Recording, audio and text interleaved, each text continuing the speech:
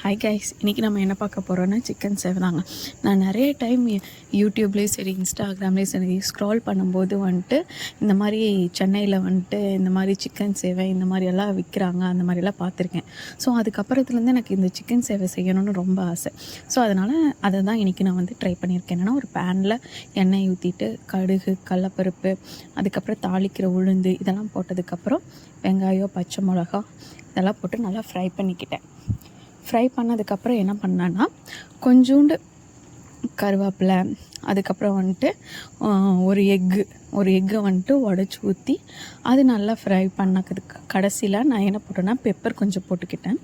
பெப்பரெல்லாம் போட்டதுக்கப்புறம் என்ன பண்ணேன்னா நம்ம சிக்கன் குழம்பு வீட்டில் பண்ணியிருப்போம்ல, நான் ஆல்ரெடி சிக்கன் குழம்பு காலையில் மார்னிங் பிரேக்ஃபாஸ்ட் பண்ணியிருந்தேன்.